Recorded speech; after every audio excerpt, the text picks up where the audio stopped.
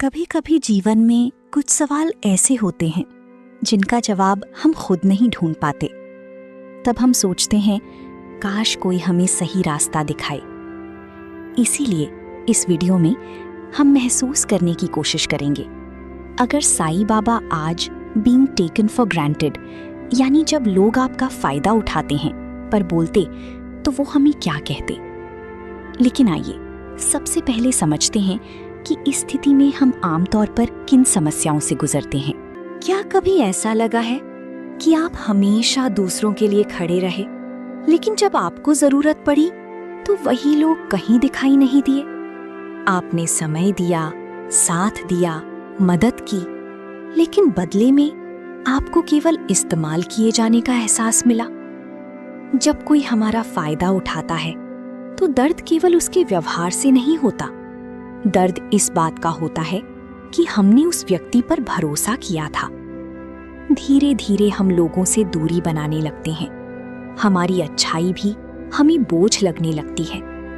पर जब समस्या गहरी हो जाती है तब एक रास्ता खुलता है, और वो रास्ता तुम्हें उसी जगह ले जाता है जहां तुम्हें सच में सुकून मिलता है। बेटा, अच्छा होना और भोला होना दो अलग बातें हैं। तुम्हारा दिल अच्छा है, लेकिन इसका मतलब ये नहीं कि हर व्यक्ति तुम्हारी अच्छाई को समझेगा। दुनिया में कुछ लोग ऐसे भी होंगे जो तुम्हारे प्रेम को अधिकार समझ लेंगे, तुम्हारी मदद को कर्तव्य समझ लेंगे और तुम्हारी चुप्पी को कमजोरी समझ लेंगे। लेकिन उनकी समझ तुम्हारी सच्चाई को नहीं बदल सकती। याद रखो, अगर कोई तुम्हारी अच्छाई का फायदा उठाता है तो ये उसकी कमी है, तुम्हारी नहीं। लेकिन इसका अर्थ ये भी नहीं कि तुम बार बार खुद को चोट पहुंचाते रहो। करुणा रखो, लेकिन विवेक भी रखो। मदद करो, लेकिन अपनी सीमाएं भी पहचानो।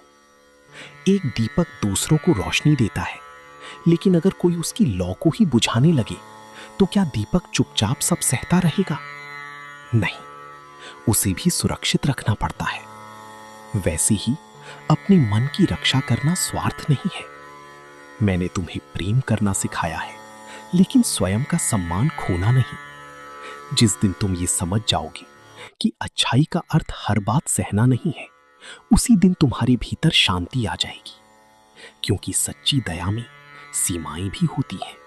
अगर आज तुम्हें लगता है कि लोग तुम्हारा फायदा उठा रहे हैं, तो अपनी अच्छाई बदलने की जरूरत नहीं है, बस अपनी सीमाएं तय करने की जरूरत है।